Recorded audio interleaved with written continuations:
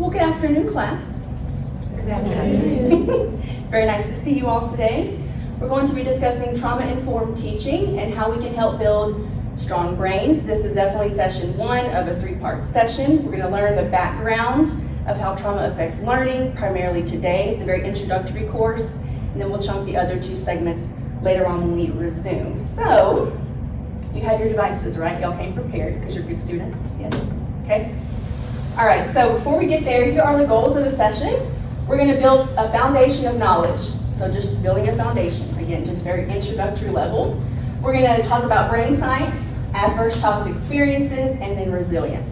Okay, and then a couple tangible things that we can do as educators to help support those students, or adults maybe. Okay. Next are our expectations and outcomes. So after you leave today, you should be able to describe the 4 concepts of development. You should be able to articulate at least 2 effects of trauma on the brain. And then you should discover at least 3 effective Tier 1 strategies for addressing trauma. We aren't, psychologists. We're really diving deep into that. But at your level with your students, there are a couple of things that we can do at the Tier 1 level to really support those students. All right, group norms. I know we're a small group, but a mighty group. We are going to prioritize curiosity over analysis. So just kind of take a curious stance on what this is. Bravery and discomfort, because something like trauma can be a little sensitive. We're going to assume the best intentions and have the beginner's mind. Confidentiality, everything in here is private. It's not shared out of this room. And then just breathe before speaking, which I think we all can do that just fine. All right, so why are we here besides the hour of PD credit, which is a bonus? So from the Tennessee Department of Education survey, 43% of teachers reported needing more PD and higher quality PD addressing students' socio-emotional development, and 47% on addressing student behavioral issues. I don't know about you, but that number is very close to 50. So that should kind of strike us as something very important. And teachers report spending 11% or more of their time dealing with student behavioral and disciplinary issues. Can anyone raise a hand if that is them, that they spend part of their day dealing with students and behavior issues? Right, so maybe this will help that at least in the way that it can today. All right, so let's see what you know. You can go and grab your device. And scan this QR code to take you to Mentimeter.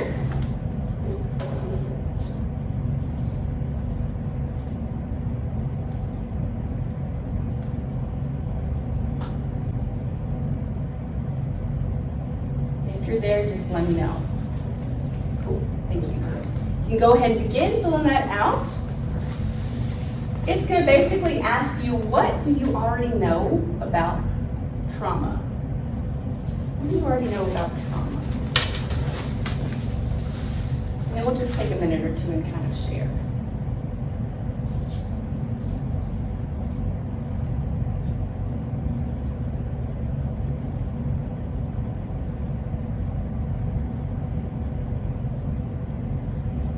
While you're accessing that, I'm looking. There we go. Alter. That's what that word is right here. Alter. I thought that was interesting. Scary, yeah, scary was kind of what I thought too. And we're going to see that it can be more subtle than what we realize.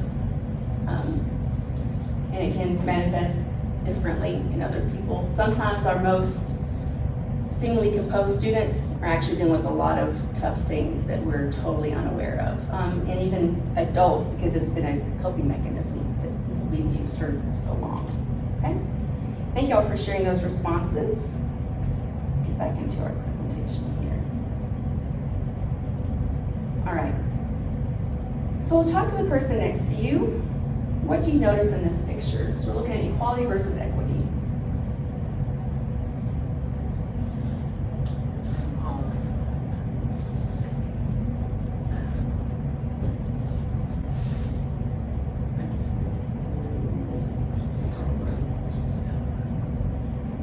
For a few minutes to gather your thoughts and then share.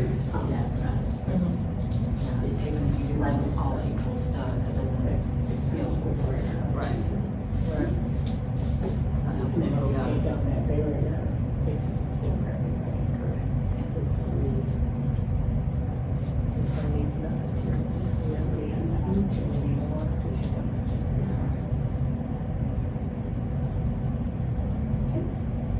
want to share? There's maybe one from each group, just something. Anybody? Well, I said that if you take down the barrier, it's equal for everybody. Everybody has the opportunity to participate or to see or to do. So there's always a barrier somewhere. And if you take it away completely, everybody can do it. Okay. Thank you for that. This side of the room? Yeah, we were just talking about how, everyone is different. Like, some people don't really need anything, then some people need a lot. So you just have to kind of figure out where each individual person, where they are. So Okay. you can meet them where they are. Thank you for that. One thing I remember growing up in teaching school was, have y'all heard the phrase, fair isn't equal? Y'all heard that before? Fair is what is necessary for that student. It may not be equal, portions or even necessary. Maybe there's a student that doesn't have a barrier, and that's okay as well, right? Excellent, but the key is recognizing them when they are there and how we can support those students. Okay, let's do some chalk talk, which no one uses chalk anymore, so it's marker talk. But you got posters around the room. You're gonna go wherever you feel led to go. These 6 questions are around the room.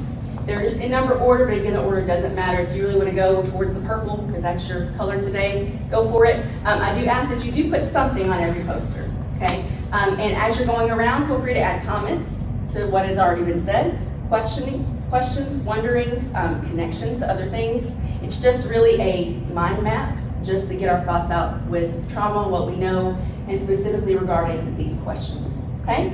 So we're going to take about 3 minutes. So when the clock says 3:11, we're going to go ahead and come back to our group. So it may be something that strikes you more than others. This may be something that you don't want to linger on as much. That's fine. Maybe that one really hits you, but I'd like to hear something on each poster. All right, we'll go ahead and begin.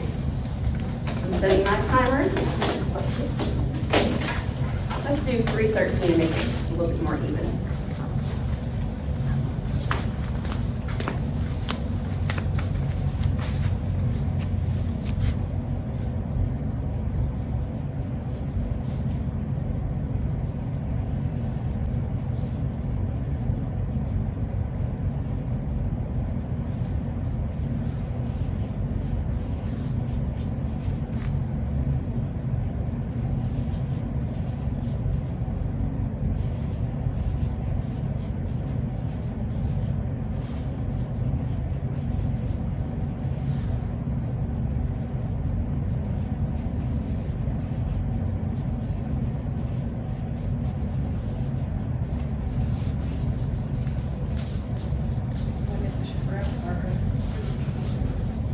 So yeah, I should have said what the materials were. Apologize. We have the nice little marker cases there.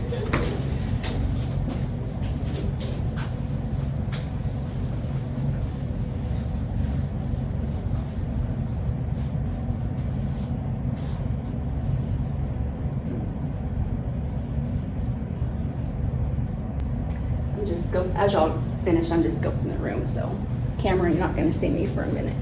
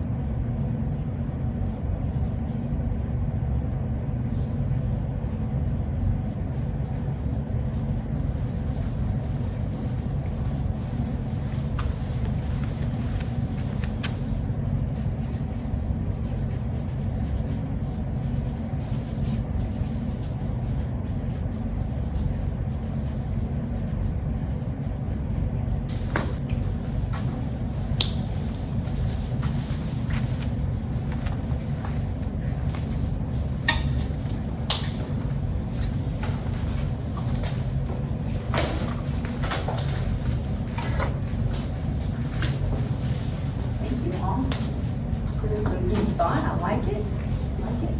Okay, because we are such a small group, I'll spare you like staying in front of a poster and, here's what I noticed. But I do want maybe two. If there was a question that stuck out to you that, you thought was thought-provoking or could give an answer, maybe you saw something around the room that you wanted to make note of, I'd like at least 2 comments. So anyone want to offer up comments? Well, I think this poster is defining of teachers as far as success in your classroom, because if you don't get buy-in from students and they don't feel like you care, you're not going to get a lot out of them. And I've seen kids that, have had high level of trauma that will open up in my classroom, and I've seen kids that will just completely shut down depending upon what they feel, as far as you as a person, in that connection. So anyway, that's taken years for me to, when you first start, you don't always know how to reach kids, and you feel like, what can I do better or more effective? So that's been a learning experience for me. Thank you for sharing that. I think the self-care one has really struck more, especially since COVID. We're always, no, we got this, we just keep on going. And having that, as traumatic, I guess, as being home and away from our students and all of that, it really gave us that time to self-reflect. And so we had to learn that we can't do it all. Well, I did anyway.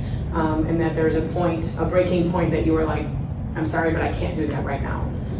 I need to leave the building, I need to whatever is being asked of you, because we have learned what that breaking point is for us, or for me anyway. Thank you so much. Any other thoughts? I think what you consider traumatic, I think for me personally, when I think about the pandemic, I had a lot more free time with my kids. So for us, it wasn't really traumatic, it was a blessing. Because we were doing kayaking, camping, things that we probably wouldn't get to do. But one of my son's friends, his father passed away. So it's like what was traumatic for him wasn't for us, and we view it very differently just because of our situations. Thank you so much for sharing that. Great, and you all highlighted some themes that are going to be very prevalent as we discover this topic at length. All right. So here's some thoughts upon it before we dive into it. To make it more interactive, if I could have a volunteer read a quote, and then so 3 volunteers for this slide. So it doesn't matter who wants to start, but if someone can start at the top, someone at the middle, or someone at the bottom, if you don't mind. Thoughts to ponder. When working with trauma-impacted students, we must reach their hearts before we can reach their heads. Not all trauma can be avoided, and there is not a child who emerges from childhood unscathed to some extent. Working to change a child's behavior when the root of the behavior is not really behavior can prove maddening for both the teacher and student. Any of these ring anybody's bell at all? Yes, I think definitely connection between, heart and head is really key, which you kind of talked about with building that relationship. And, understanding that takes time to navigate. It's not going to happen overnight. I definitely didn't think I started building relationships with my students until really year 3, 4. That's just me, and I'm still working on that as I go. But yeah, and then the fact that some trauma, or not all trauma, can be avoided, we're going to see that too. Some it happens, and how we can best meet those students where they're at is kind of why we're here. So thank you all for sharing that. Okay, so here's where the rubber meets the road. So there are 4 concepts of development. So we've got brain architecture, toxic stress, the serve and return interaction, and then resilience. So we're going to dive into each of these topics a little bit more, and I'm just going to give you a reminder that these slides are definitely in your handouts. I know it's a little bit tiny sometimes when you're reading, but that's just there to help serve that purpose for easy reading. So we're going to jump into brain architecture first, because your brain really it's the foundation. Very much like the blueprint of a house, and we're going to see a clip that explains that in depth even more. It's definitely established early in life, and it supports lifelong learning behaviors. So that's the thing here with, building strong brains, is that there really is something going on developmentally with a brain that is impacted through trauma. And we're going to see that some people, I'll say people, not just students, but people are carrying around way more trauma than others. Some it may have started with COVID, right? And that's their first experience of that type of thing. Some had happened years before, and COVID kind of brought things to surface.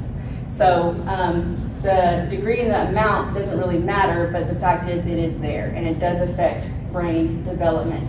Second thing we're going to dive into is toxic stress. So in the early years of life, it can derail healthy development. So we're going to actually look at healthy stress versus toxic stress and how they're kind of related and how one impacts the other. Then we have the serve and return interaction. That's going to be kind of the move in the right direction to help rebuild some of the components of the brain that are affected by trauma. And then we have resilience, which we know is important just to be a functioning citizen. How do we bounce back? I think someone put the ability to bounce back once you incur a setback. It's the phrase, what if you fall down 5 times, you get back up 6, right? That 6th point is key. So we're going to look at these a little bit further. All right, so how are brains built?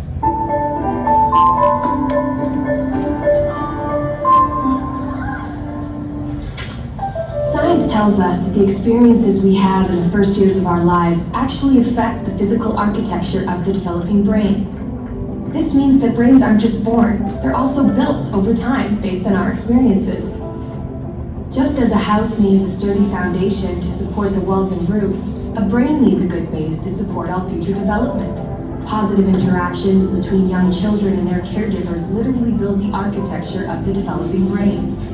Building a sturdy foundation in the earliest years provides a good base for a lifetime of good mental function and better overall health. So just how is a solid brain foundation built and maintained in a developing child? One way is through what brain experts call serve and return interactions. Imagine a tennis match between a caregiver and a child, but instead of hitting a ball back and forth across a net, various forms of communication pass between the two. From eye contact to touch, from singing to simple games like peekaboo. These interactions, repeated throughout a young person's developing years, are the bricks that build a healthy foundation for all future development. But another kind of childhood experience shapes brain development too, and that's stress. Good kinds of stress, like meeting new people or studying for a test, are healthy for development because they prepare kids to cope with future challenges. Another kind of stress, called toxic stress, is bad for brain development. If a child is exposed to serious ongoing hardships like abuse and neglect, and he has no other caregiver in his life to provide support, the basic structures of his developing brain may be damaged. Without a sturdy foundation to properly support future development, he is at risk for a lifetime of health problems, development issues, even addiction. It's possible to fix some of the damage of toxic stress later on, but it's easier, more effective, and less expensive to build solid brain architecture in the first place. One of the things that sturdy brain architecture supports is the development of basic emotional and social skills, an important group of skills which scientists call executive function and self-regulation can be thought of like air traffic control in the child's mental airspace. Think of a young child's brain as the control tower at a busy airport. All those planes landing and taking off and all of the support systems on the ground simultaneously demand the controller's attention to avoid a crash. It's the same with a young child learning to pay attention, plan ahead and remember, and follow lots of rules. Like all of us, kids have to react to things happening in the world around them, while also dealing with worries, temptations, and obligations on their minds. As these demands for attention pile up, air traffic control helps a child regulate the flow of information, prioritize tasks, and above all, find ways to manage stress and avoid mental collisions along the way. Having this ability is a necessity for positive and level mental health. Developing effective air traffic control, overcoming toxic stress, and building solid brain architecture are things kids can't do on their own. And since strong societies are made up of healthy, contributing individuals, it's up to us as a community to make sure all young people have the kinds of nurturing experiences they need for positive development. To build better futures, we need to build better brains. Okay, so I'd like you to take 1 minute, either write down or just think about something that stuck out to you in watching that video. Is there one thing, if it's more than one thing, just one thing that really maybe captured your attention? It could be something you learned, something that maybe you reaffirmed.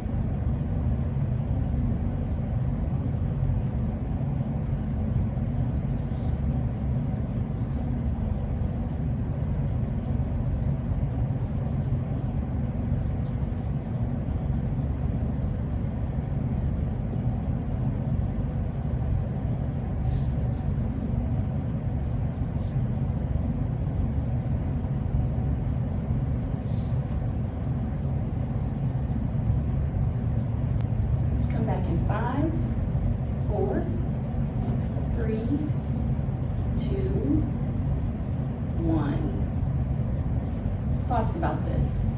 Things that were striking? Anybody? For me, just the idea of the serve and return and how much kids need that when they're developing. And during COVID, kids spent a lot of time on screens.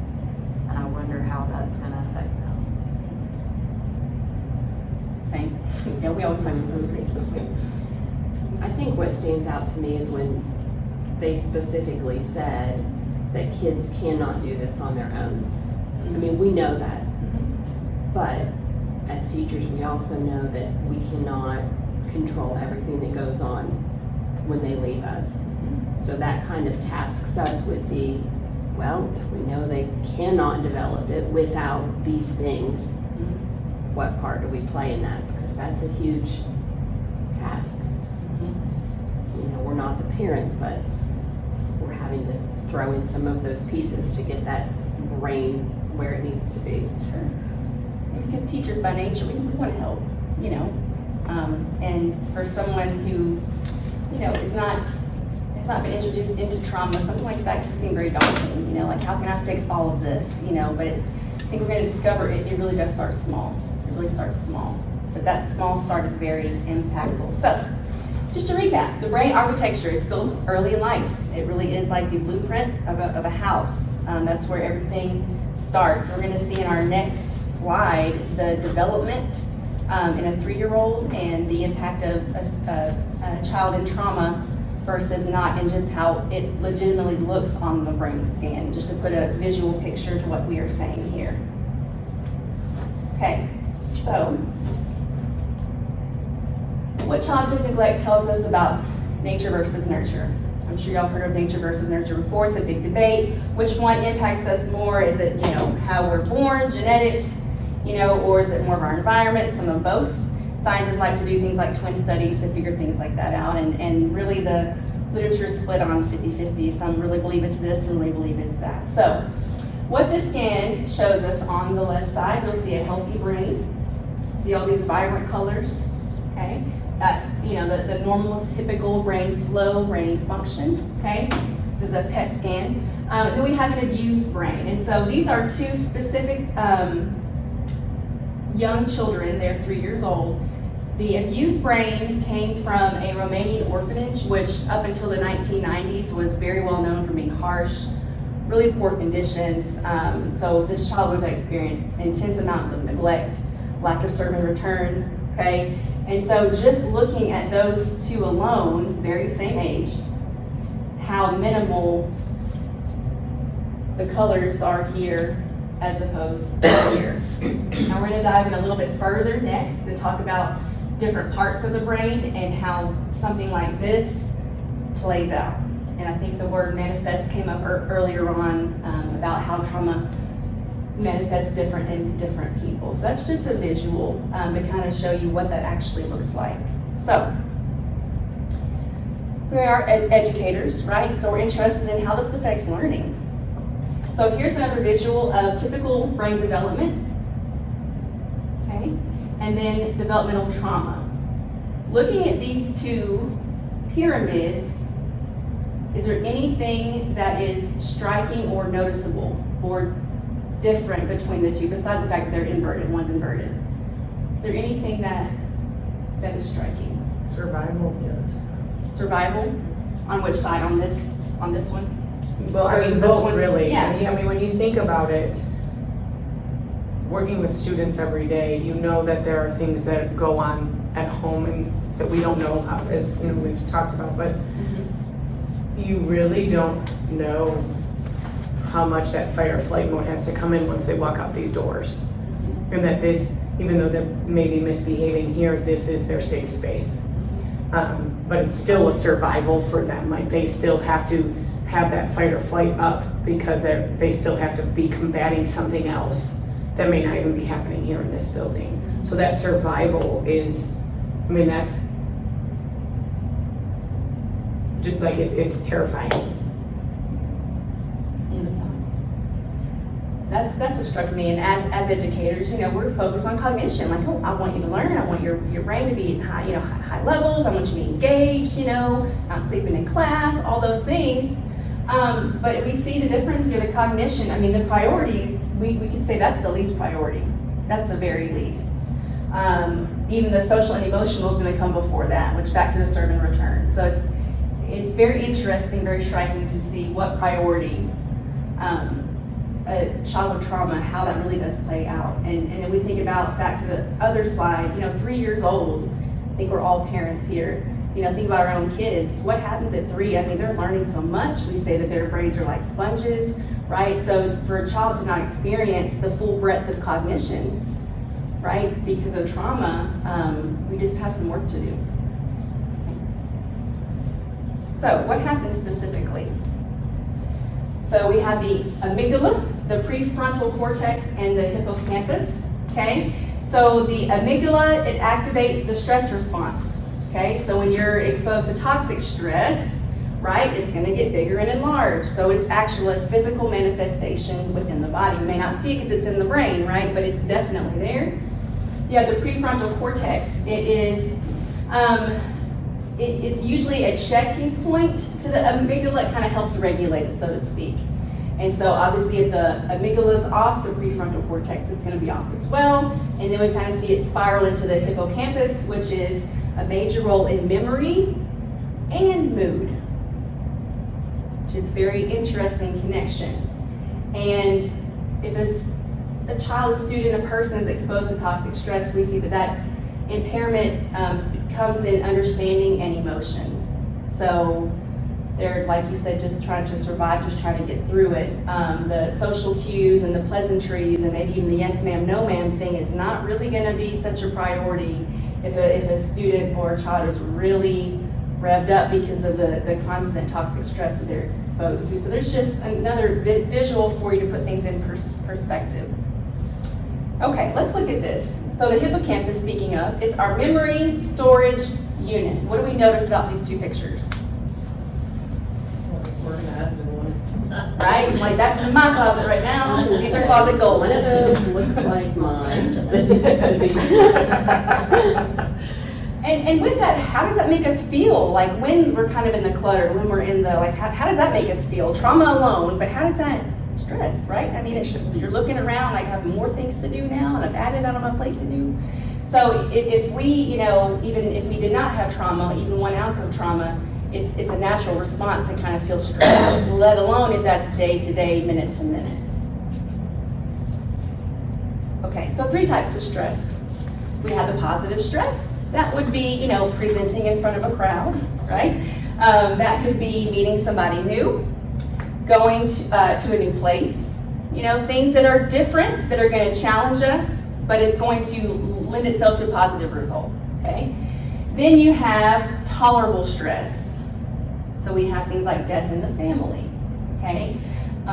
Maybe loss of a pet, people are really tied to their pets. So things that we can definitely navigate and work through, even if it's difficult, right? Because stress, I don't think, is really fun for most people. And then we have toxic stress. So that's ongoing. It's repeated. It's the student that didn't eat breakfast, who also didn't have dinner the night before, who also got yelled at by their parent because they were under the influence of something the night before, who may have to take care of younger siblings when they get home from school and your ELA assignment is not on their brain as much as we want it to be, okay? So that's kind of the ongoing toxic stress. These are things that it is really, the key word here is ongoing. It's the exposure. And that can come in a few different ways, which we're gonna see in a couple slides over, the realms that those cover. Okay. So we're gonna dive deeper into toxic stress and how it really does derail healthy development, okay? And I want you to just be thinking about anything that may stick out to you as this is being played.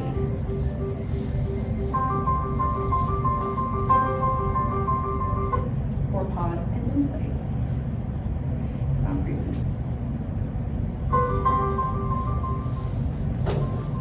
Learning to deal with stress is an important part of healthy development. When experiencing stress, the stress response system is activated. The body and brain go on alert. There's an adrenaline rush, increased heart rate, and an increase in stress hormone levels. When the stress is relieved after a short time, or a young child receives support from caring adults, the stress response winds down and the body quickly returns to normal. In severe situations, such as ongoing abuse and neglect, where there is no caring adult to act as a buffer against the stress response stays activated. Even when there is no apparent physical harm, the extended absence of response from adults can activate the stress response system. Constant activation of the stress response overloads developing systems, with serious lifelong consequences for the child. This is known as toxic stress. Over time, this results in a stress response system set permanently on high alert. In the areas of the brain dedicated to learning and reasoning, the neural connections that comprise brain architecture are weaker and fewer in number.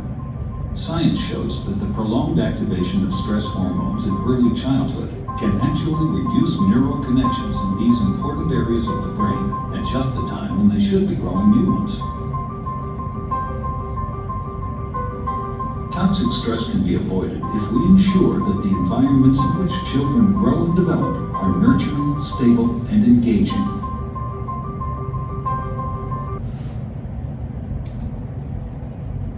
Take a few seconds to write or think, and we'll just share a couple of things.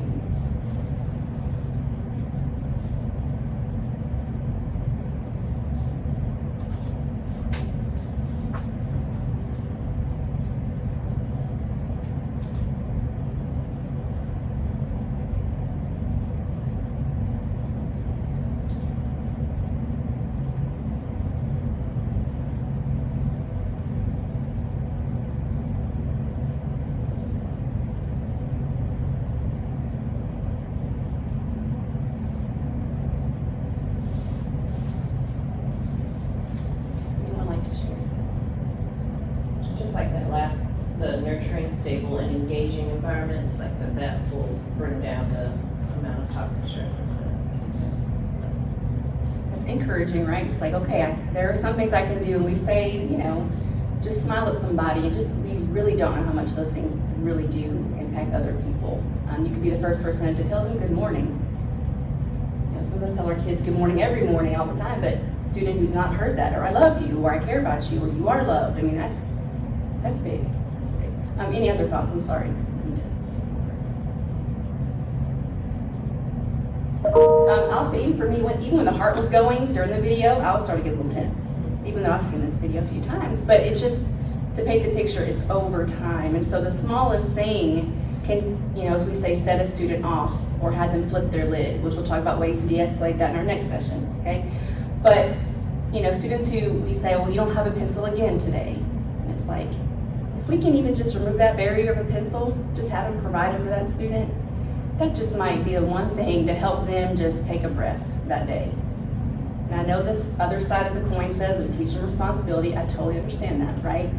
But in terms of trauma and stress, if that can be something to help a kid out, I'm willing to do that. And so again, it can be small, simple also. All right, so we're looking at the rounds of ACEs now, which are the adverse childhood experiences. You got a little bit of exposure around the room with the posters. And so the 3 rounds we have kind of, in the graphic here, we have the rounds of household, community, and environment. So just taking a closer look at some of these, your household realm of ACEs would be like physical and emotional neglect, so things happening within the home, or like a family member, right? We have alcoholism and drug abuse, okay, so things that are ongoing throughout the household. We have the community, that could be poverty, food scarcity, okay, things that are going on around them that affect them also. Then the environment, natural disasters.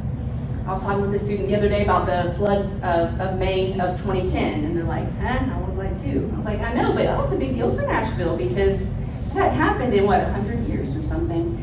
So that would be a natural disaster that impacted a lot. And then the tornadoes in May not too long ago either. So things like that compounded with either one more thing or even sometimes 2 more things where students or people are dealing with all 3 types, that's very difficult. So we're going to learn some strategies on how to help them navigate through that process. So before we get there, 2 scientists worked on a study to figure out how adverse childhood experiences, to see if there was any root. Was it rooted in anything besides maybe just the environment piece or just the community or just the family?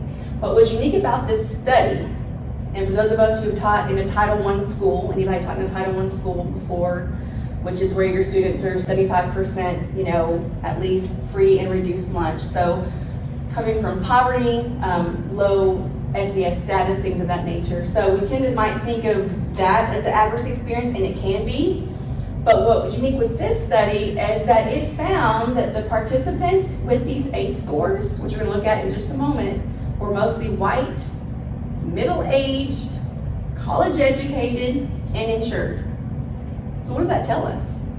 Like, it's no respecter of persons. It doesn't matter who you are, what race, what gender, where you come from, where you went to college, where you didn't go to college. It really can affect everybody. So looking at these numbers, we have a few, 75% at least some college to no college, kind of the breakdown of the races here, and then we have the ages here. But again, what should really strike us is that it is not just a poverty thing or a community that we feel is impoverished. It can happen to anyone. So I want you to take a look at your other handout, your ACES handout, and it looks like this. I want you to just take a glance at it. Some of this information is sensitive because we're talking about trauma. I won't ask you to share your number unless you feel led to do that. But if you'll take a look at that, for every box that you answered yes to, you get 1 point. And at the very bottom, it's your ACE score. I just want you to take a minute and just look through those and see what your score might be.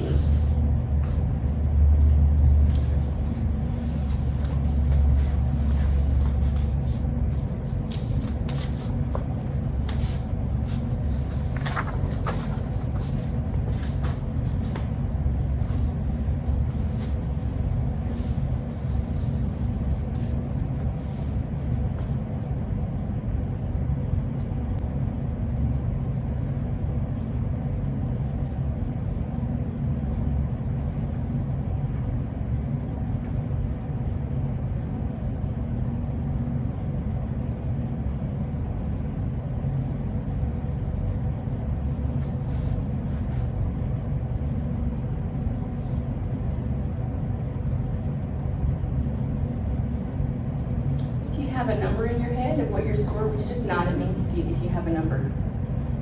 Okay, and I have 1, 2, okay? Let's see how our numbers compare, okay? Number of ACEs experienced before age 18 by adult Tennessee, it's just Tennessee, okay? 61% had at least 1 ACE, So at least one of those, okay? Doesn't matter which one, each one gets a point, right? We're looking at 39% had greater than 4. 27% had 3 or more, which is 1 in 4. So there are 4 participants in the audience. 1 in us 4, statistically speaking, would have 3 or more. And then we have the breakdowns of, 2 and 3 and 4 or more. Here's what that means. We talk about the lasting effects. It can affect our health, our behaviors, life potential, okay? And then we have people with an A score of 4 or more are twice as likely to be smokers, 7 times more likely to be alcoholic, twice as likely to be diagnosed with cancer. People with an A score of 5 or higher, so we're talking about the midway point, there 10, if you have 5 or higher, 7 to 10 times more likely to use illegal drugs. They report addiction of various sorts, okay? And likely to inject legal drugs. And the bottom one is what really struck me in doing this research here. So above 6 was associated with a 3,000, yes, that is on a typo, it looks like a typo, 3,000% increase in attempted suicide. Now, you don't have to share your number, right? It's very private. But I will say, in all transparency, my A score is over 5. So you don't know who in your life, who you're talking to, who you're dealing with, student, child. You really never know. You never know. But there's hope, right? We have hope. That's the good news, okay? Before we go on, I want you to turn and talk, or you go across the aisles if you want, like church, okay? I want you to talk about what do your students or our students, what do our students face daily? What are some things that they face on a daily basis? Just talk, think about 1 minute.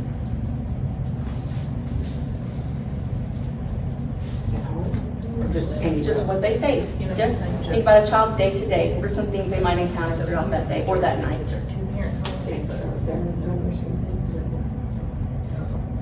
See, my parents still have to stay at home. Parents that, are traveling, they're left at home. You know what I'm saying? So it's just like, so even though they have that and they have the money and the means, doesn't mean that they're feeling loved and being cared for. A lot of kids are taking care of siblings as they could for themselves.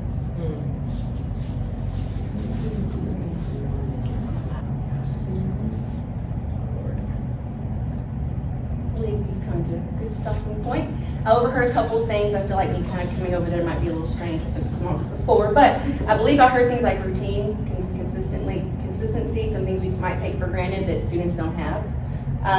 Y'all were talking about, give me something y'all were discussing over here. I heard the routine over here. They were talking something about, What jobs that they do at home or. right, yes, yeah, I mean, really, I think someone said taking care of other siblings, and that's a reality. I can't tell you how many years I've been teaching, and that's always a constant. No matter what type of school I've taught in, that is something. Or students that go to work for their family. I mean, that does happen. I had 1 year the student, don't say he was exempt from my first block, but he definitely got time to rest because he was working every night for his family the night before. And just kind of put that in your head, and like that was, the focus was work for that child, and he, a 12-year-old kid. That's a lot, right? Okay, so looking at next, the window of tolerance of stress, because we all deal with stress differently in general, right? And now we're looking at how we manage that. That's kind of what we're going to get into next. So, if I can have one volunteer, and you're not doing much of anything, I promise you, just one volunteer. Can I have one volunteer? Dr. Hughes, I see your sprinter. Okay, all right. Okay, all right. So heavy, light, medium, okay? Do you mind setting that on the desk right there and opening it up for us?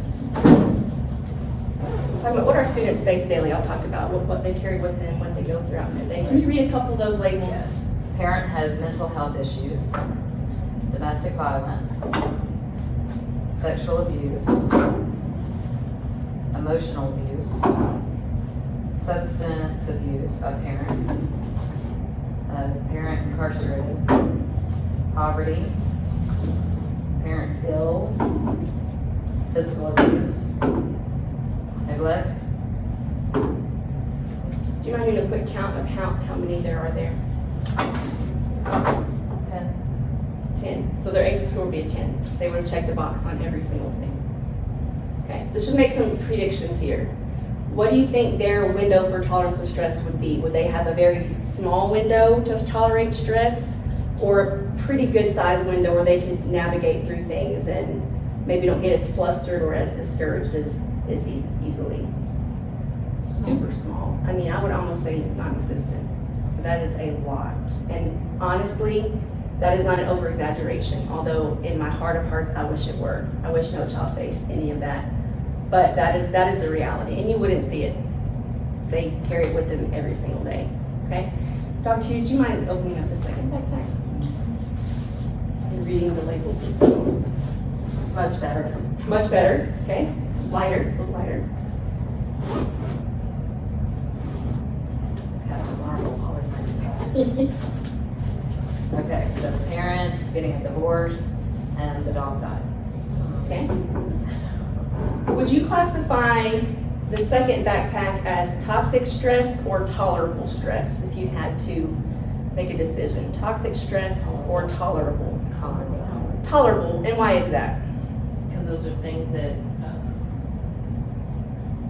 you can't do anything about those. So like, parents can get divorced and people or pets will eventually die, but you can get some coping mechanisms to kind of get through those things.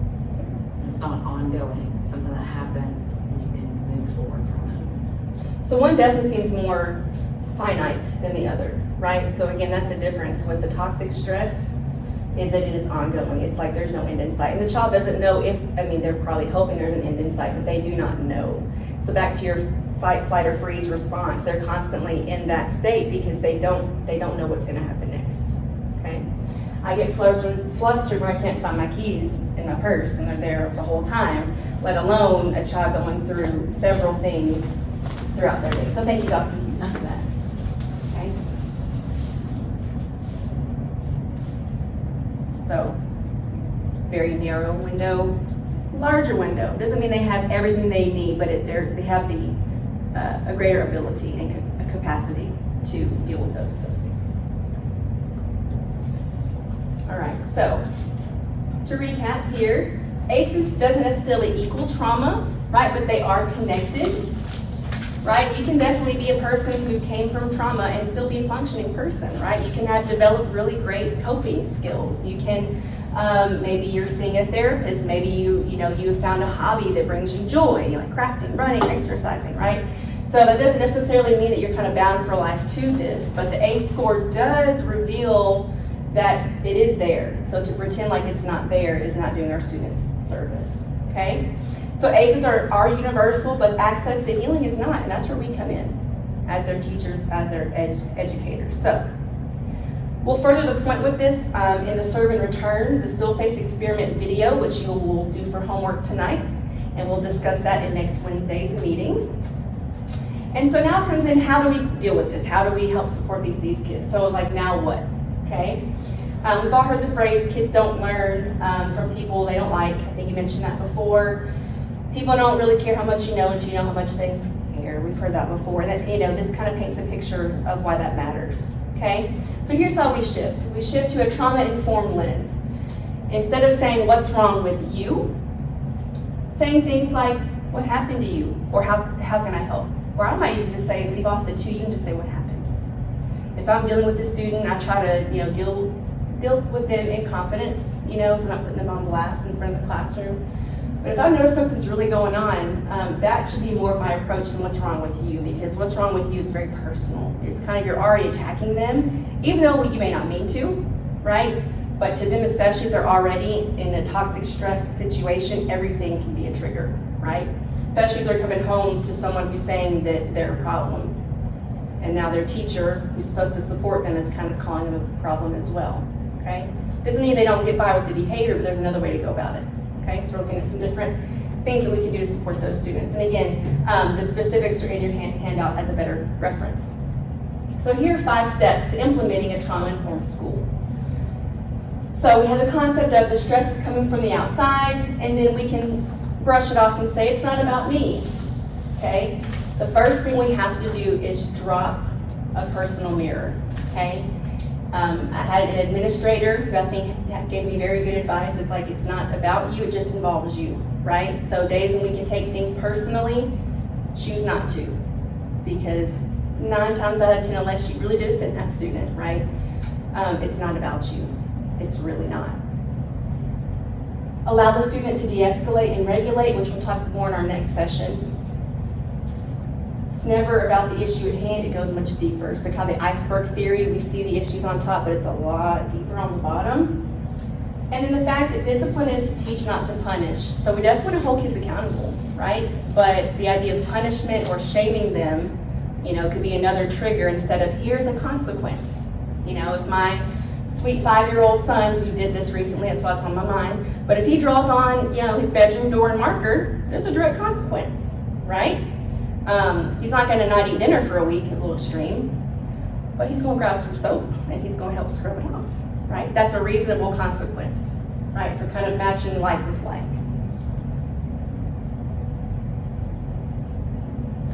So responding versus reacting. And I like to call this taking a pregnant pause. The key is pregnant, giving yourself a minute to process, because we all have emotions. And I'll be honest, sometimes these sweet babies can get under our skin, right? Let's be honest. So can people, grown people can, okay? So what are we gonna do in that moment to respond versus react? So a couple tools for our tool belt. Instead of saying the traditional, go to the principal's office, something like, I'm here, you're not in trouble, okay? You're not excusing the behavior, so I know that's hard to hear from a teacher mindset, but letting them just breathe for a minute, because again, coming from trauma, maybe everything they do gets them in trouble, and it's really not even warranted. Okay, if they're taking care of siblings at home and didn't get dinner done on time, and they're being punished for that, it's not their responsibility in the first place, but now they're in trouble for something that wasn't even their responsibility. So just being very mindful of that. Stop crying, it's okay to feel, okay? Detention is waiting for you, sit with me. Back to being their safe person. Maybe you are, maybe you don't even know that you are, and that's okay. But you could be that person for that student. Don't you talk to an adult like that, you're allowed to have a voice, let's talk together. Sometimes I'll just let a kid offload on me, and that may sound not great, but sometimes they just gotta get it out. And then come back later and it's like, okay. I'm telling you, 9 times out of 10, they apologize. Not by me warranting that. They come back because they had to get off their chest. Maybe no one's even listening to them at home. Who's really sitting at the table having dinner talk and eating around the dinner table and talking about your day? Some people are, some aren't. Some kids have never had that experience. So is someone even listening to them? Do they feel heard in their own household? Are they behaving in class and disrupting in class because they don't feel heard? Again, not excusing it, but how can we reframe it? If you're old enough to handle this on your own, let's handle this together. Okay, so just some ways to reframe our lens. And we're going to conclude with asking yourself the right questions. Okay, what is really driving my students' behavior? And again, it's not our job to be the psychologist, right? But can we do our small part to make them feel validated, feel valued, feel heard? Okay, so we think about what can I do at this moment to improve my relationship with this student? It's kind of like, do we need to be right all the time? Or maybe is trying to salvage that relationship the better move?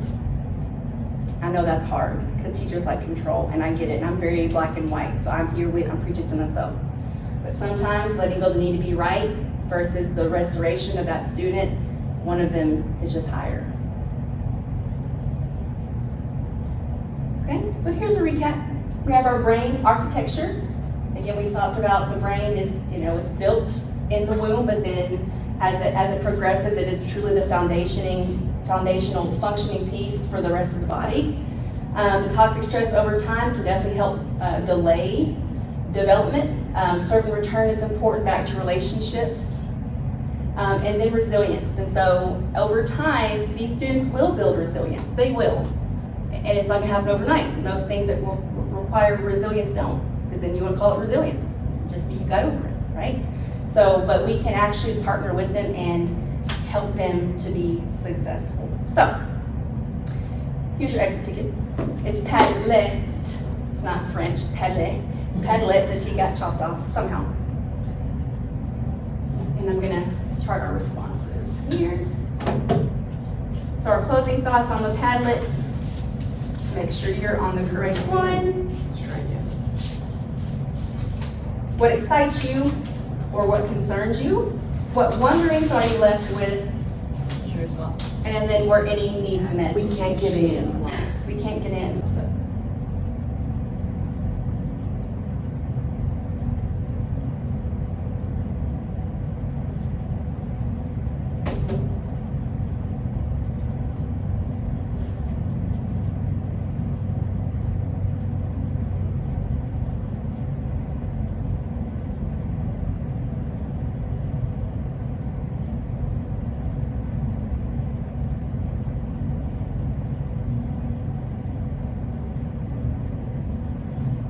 Reiterate, it does say choose one, so you don't have to answer all three. It does say choose one. If you're overachiever and did three, beautiful. But just one, if you want to answer more than one, that's absolutely fine. I just wanted to limit it to one.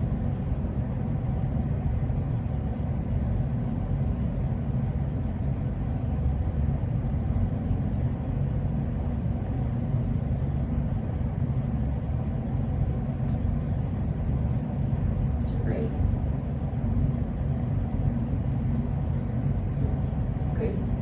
We'll address part of the helping them overcome in our next session.